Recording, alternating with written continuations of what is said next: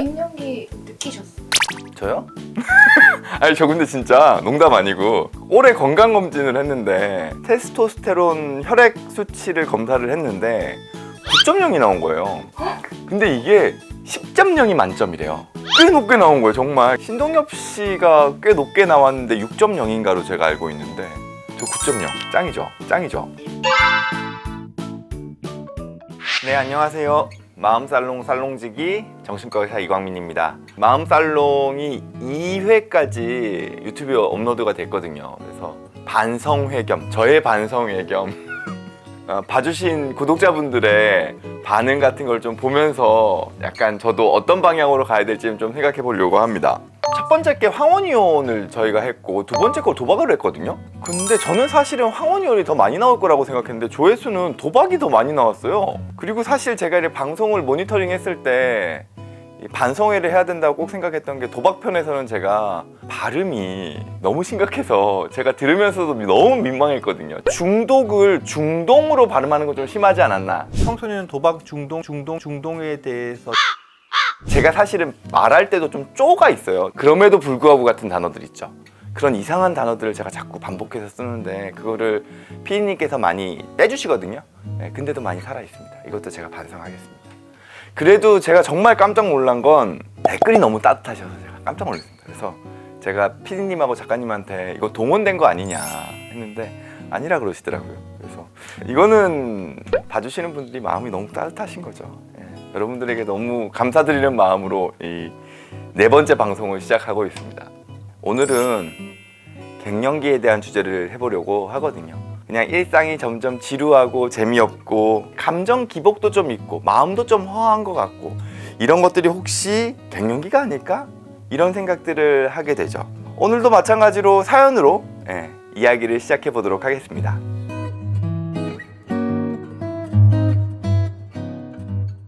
저희는 50대 중반의 부부입니다. 남편이 얼마 전부터 밤에 잠도 못 자고 휴대폰을 들여다보고 누워있는 시간이 늘어나기 시작했습니다. 이때까지는 본 적 없는 모습을 많이 보여주네요. 매사에 감정적이고 살도 찌고 뭐만 했다 하면 피곤해서 죽을라 그러네요. 저보다 더 심하게 갱년기를 겪는 것 같아서요. 남편이 남자인데도 불구하고 여성인 저보다 갱년기를 심하게 겪는 게 말이 되나요? 갱년기는 맞을까요? 이제 50대 중반인데 남편이 걱정이 됩니다. 갱년기와 스트레스 상황에서 오는 우리의 어떤 정서적인 반응을 구분할 필요는 있을 것 같기는 합니다. 즉 스트레스 상황에서의 우리 반응은 어떤 상황적인 이유가 있어요. 그리고 지속기간이 비교적 짧죠. 좀 일시적이죠. 하지만 갱년기와 관련된 부분은 우리 몸에서의 변화이기 때문에 이게 급격하게 생긴다기보다는 점점 심해지면서 그게 약간 만성화돼가는 코스를 걷고 그러면서 우리가 정서적으로 그러한 몸의 상태와 마음의 상태에 적응해가는 코스를 가지게 되거든요. 남성 갱년기라는 게 막상 익숙하지는 않지만 아마 이제 아내분 입장에서도 본인의 여성 갱년기를 경험하다 보니 뭔가 남편도 갱년기 오는 것 같다? 이렇게 뭔가 동병상련의 마음을 좀 가지시게 되는 게 아닌가 이런 생각을 합니다. 작가님 계속 제가 발음이 뭉개질 때마다 열심히 할게요. 짱이죠. 갱년기에 대한 사전적인 정의를 보면은 인체가 성숙기에서 노년기로 접어드는 시기라고 하죠. 그러니까 갱년기 전까지는 우리 몸이 점점 활동을 더 많이 하기 위한 방향으로 자라나는 거죠. 거의 한 30대, 40대까지도 우리 몸은 액티베이션 됩니다. 근데 40대가 넘어가면서부터는 점점 우리 몸이 약해져 가는 시기예요. 그러다 보니까 갱년기 증상이 있는 시기가 40살에서부터 50살 정도까지라고 이야기를 하거든요. 이 갱년기의 요인이 크게 2개가 있거든요. 하나는 생물학적인 요인이고요. 두 번째는 사회적인 요인이에요. 생물학적인 요인은 여성에서 아무래도 더 많이 느낄 수밖에 없어요. 여성 같은 경우에는 태어날 때부터 난자의 수를 정해져서 가지고 태어나거든요.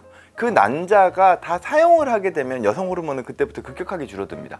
남성 같은 경우에는 다만 남성 호르몬의 수치가 그 나이대가 되면 조금씩 줄기는 하지만 그 정도 자체는 여성에 비해서 훨씬 더 약하게 줄어들어요. 그러다 보니까 남성은 남성 갱년기와 관련된 부분을 생물학적으로 느끼기는 그렇게 쉽지는 않습니다. 다만 사회적인 역할 변화에 대한 건 여성보다는 남성이 더 크게 느껴요.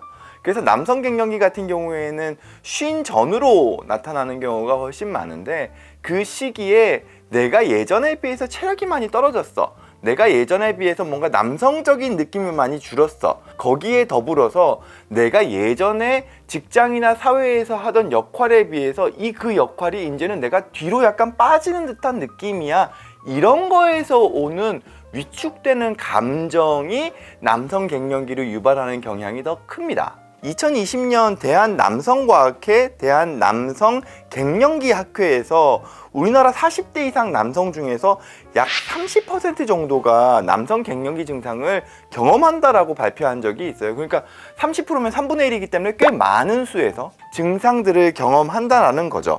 이러한 어떤 남성 갱년기는 점점 증가하고 있는 추세라고 하는데요. 그 이후로는 이제 여러 가지 기질적인 질환 같은 것도 같이 영향을 미칠 수 있거든요. 고혈압이나 당뇨라든지 이런 생활 습관 질환 같은 경우에 점점 늘고 있고, 그리고 음주나 흡연, 스트레스 등도 남성 갱년기에 영향을 준다라고 하니까요. 우리가 어떤 점점 복잡한 사회를 살면 살수록 남성 갱년기에 대해서는 더 취약해지는 사회로 가고 있다, 이런 생각들을 할 수 있을 것 같습니다.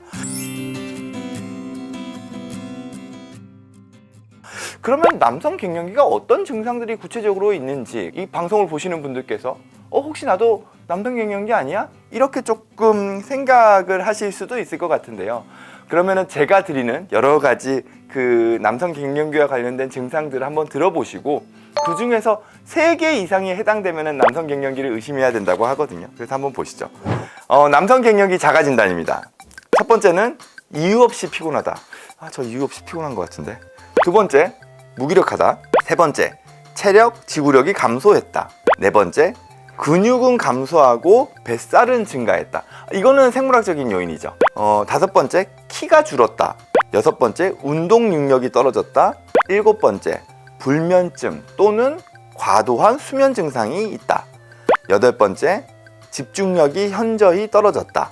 아홉 번째, 자주 짜증이 나고 울적하다. 그리고 열 번째, 성욕이 크게 줄었다. 다만 이걸 체크하실 때 나는 30대 때도 이랬어 라고 한다 그러면 그건 체크하시면 안 됩니다. 40대, 50대 내가 나이가 들어가면서 뭔가 변화된 나의 모습들 중에서 이런 증상들이 있고, 그게 3개 이상이 된다 그러면 혹시 나도 남성 갱년기, 이걸 좀 생각해 보실 필요는 있으실 것 같아요. 저는 7개인데요. 원래부터 없었을 거예요. 짱이죠. 갱년기 증상과 일정 부분의 우울 증상이 서로 공유되는 측면이 되게 많은 거거든요. 그렇다 보니까 여성 갱년기도 마찬가지고 남성 갱년기에 있어서도 약물 치료를 고려한다면 우울증 약이 들어갑니다. 실제로 여성 갱년기에서 1차적인 약물 치료 방법은 호르몬 요법이죠. 여성 호르몬을 먹는 약으로 대체해 주는 게 가장 첫 번째 치료법이거든요. 그런데 여성 갱년기에서 여성 호르몬을 먹지 못하는 경우들이 있어요. 대표적인 경우가 유방암의 과거력이 있는 경우. 왜냐하면 유방암 같은 경우에는 여성 호르몬이 암을 살짝 자극할 수 있거든요. 그렇다 보니까 막 두근거리고 화끈화끈거리고 밤에 잠도 잘 못 자고 괜히 예민해지고, 이런 경우에 약물 치료를 한다 그러면은 우울증 약물이 실제로 FDA 승인을 받아서 사용이 되고 있거든요. 남성 갱년기 같은 경우에는 아까 말씀드렸다시피 남성 호르몬을 대체하지는 않아요. 만약에 약물 치료를 한다 그러면 마찬가지로 우울증 약물을 사용하게 되는 경우가 좀 더 많습니다. 내가 지금 감정적으로 예민해지고 피곤하고 무기력하고 아무것도 하기 싫고 뭔가 때로는 축 처지는 것 같고 흥미도 떨어지는 이유는 나의 환경에서 나의 역할이 바뀌었기 때문에, 그걸로 인해서 나의 자존감이 떨어지고 그걸로 인해서 내가 스트레스를 받고, 또 한편으로는 그런 과정에서 우울감을 경험하는 것들이 동반되기 때문에 약물 치료를 한다 그러면은 우울증 약을 사용하게 되는 경향이 있습니다. 근데 만약에 이제 우울증 약을 사용하지 않고 뭐랄까요, 나의 어떤 자체적인 노력으로 이러한 남성 갱년기를 극복하겠다라고 한다면 나의 정체성에 대한 걸 다시 한번 고민해 보실 필요가 있습니다. 중년 이상의 사람들이 나는 이미 정체성이 확립됐다라고 생각하시는 경우들이 많아요.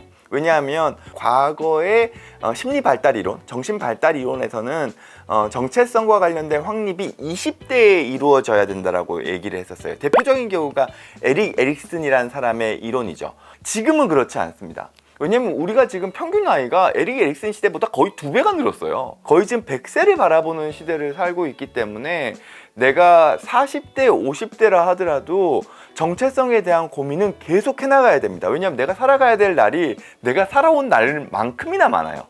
예. 그래서 어찌됐건 내가 50대 즈음해서 직업적으로나 사회적으로나 뭔가 역할이 바뀐 거거든요.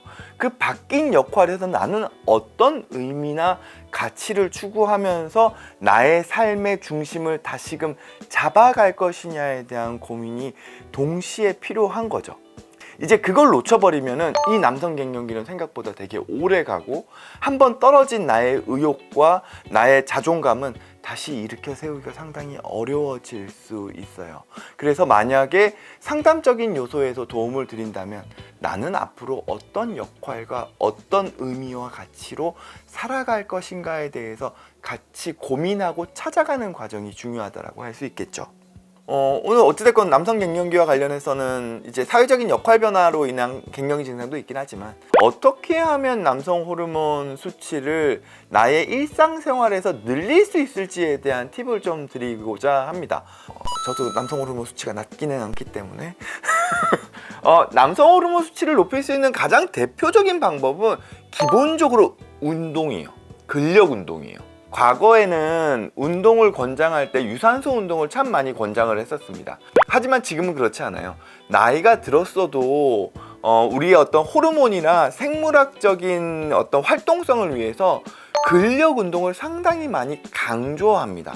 특히 남성 호르몬 같은 경우에는 이 대퇴근, 엉덩이 근육이나 허벅지 근육, 즉 큰 근육에서 많이 생성되는 걸로도 알려져 있거든요. 그러다 보니까 하체 근육 같은 것들에서의 운동을 근력 운동으로 병행하는 것은 반드시 필요하고요.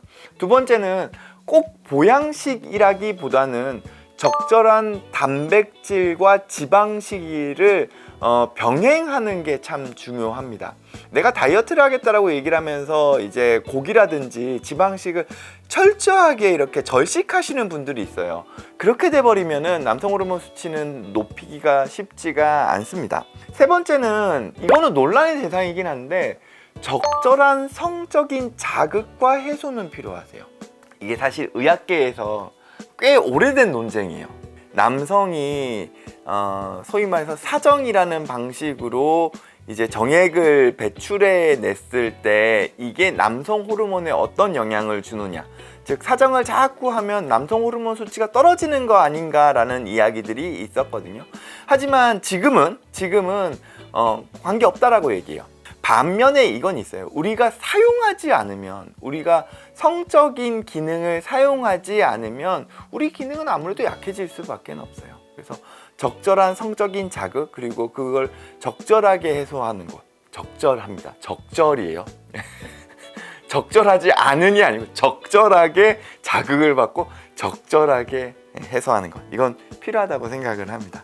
영양소로 따졌을 때는 비타민 D와 아연이, 그러니까 징크죠. 아연이 남성 호르몬을 합성하는 데 있어서 도움이 된다 그래가지고 그런 것들 좀 보충하는 것들이 도움이 되고요. 그 다음엔 정서적인 부분도 중요해요. 잠을 잘 자고 스트레스 관리 잘 하고, 그리고 술과 관련된 걸 말씀드린다면 만취, 흡연, 남성 호르몬에 좋지 않습니다.